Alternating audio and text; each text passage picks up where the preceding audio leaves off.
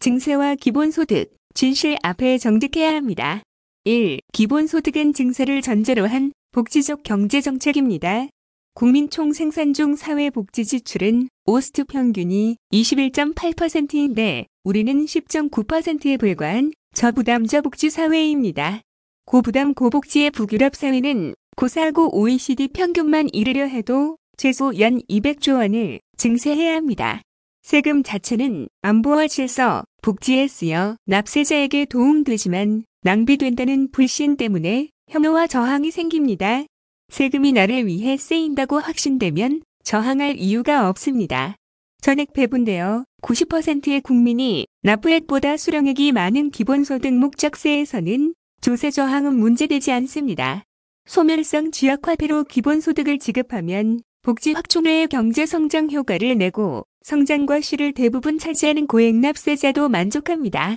연 20에서 50만 원으로 시작해 복지 경제 효과와 국민 동의가 검증된 후 증세로 재원을 만들어 적정 규모까지 연차 증액하면 증세, 복지 증진, 경제 활성화를 동시에 이룰 수 있습니다. 2. 기본소득의 복지 대체는 사실이 아닙니다. 기본소득은 국민 동의 하에 새 재원을 만들어 하는 것이므로 복지 대체는 기호입니다. OECD 절반에 불과한 복지는 확대해야지 대체 축소할 것이 아닙니다. 3. 증세 없는 기본소득 주장은 허구입니다. 증세 없는 기본소득 주장은 기존 복지를 대체하는 조삼모사 정책으로 국민 동의를 받을 수 없고 복지 증진에도 경제 활성화에도 도움 안 되는 실현 불가능한 주장입니다. 4. 기본소득은 전국민 고용보험과 충돌하지 않습니다. 일자리 유지를 전제로 일시 실업에 대한 단기대직요법인 전국민 고용보험도 필요하고 일자리가 사라지는 4차 산업혁명 시대의 장기근본 대책인 기본소득도 필요합니다. 이 두 가지는 충돌하는 것도 획일적인 것도 아닙니다. 납세자와 수혜자가 분리되는 전국민 고용보험 재원은 증세로 만들기 어렵지만 납세자와 수혜자가 일치하는 기본소득 재원은 증세로 마련할 수 있습니다. 5. 확보된 돈을 어디에 쓸지와 어떻게 돈을 마련할지는 다른 문제입니다. 모두에게보다 일부 어려운 사람만 지원하는 것이 효율적이라는 주장은 기확보된 재원을 쓸 때는 맞는 말이지만 새로운 재원을 만들어야 할 때는 틀린 말입니다. 자신에게 혜택 없는 세 부담을 흔쾌히 질 납세자는 없기 때문입니다. 10명에게 1,000원씩 나누기 위해 1만 원을 능력에 따라 걷는 것은 쉬워도 어려운 한 명에게 1만 원을 주기 위해 5명이 2,000원씩 걷기는 쉽지 않습니다. 기본소득은 모두에게 지급되는 복지경제정책으로 증세하기 쉽지만 소수만 혜택 또는 선별복지나 고용보험을 위한 증세는 쉽지 않습니다. 6. 진실 앞에 정직해야 하고 국민의 집단 지성을 믿어야 합니다. 조세 저항 때문에 재원 마련을 외면하는 사람들은 있는 돈을 어디에 쓸지만 고민한 결과 선별 지급에 매몰됩니다. 복지 증진과 죽어가는 경제를 살리려면 복지와 경제정책의 확대가 필요하고 이를 위한 증세 역시 불가피함을 공개적으로 인정해야 합니다. 1억 개의 눈과 귀, 5천만 개의 입을 가진 집단 지성체인 국민을 믿고 유효한 복지 경제정책을 위한 증세는 모두에게 도움되는 점을 설득해야 하고 얼마든지 동의를 끌어낼 수 있습니다. 다음은 유명 치킨 프랜차이즈 갑질 적발 뉴스입니다. 일부 프랜차이즈 가맹본사가 도내 점주의 단체 활동을 이유로 가맹계약을 해지하는 등 보복 사례가 잇따라 발생하자 경기도가 가맹본사의 불공정 행위를 공정거래위원회에 신고하기로 했다. 김지혜 경기도 공정경제과장은 23일 경기도청에서 기자회견을 열고 최근 유명 치킨 브랜드 비사의 불공정 행위에 대해 경기도에서 조정을 진행했지만 비사의 조정안 거부로 성립되지 못했다면서 이런 내용을 담은 가맹점주 부당해지 및 단체활동 보복조치 근절 촉구 계획을 발표했다.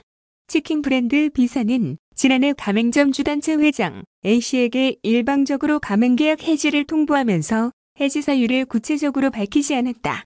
심지어 A씨를 명예훼손 혐의로 형사고소하고 5억 원의 손해배상을 청구하는 민사소송까지 제기했다.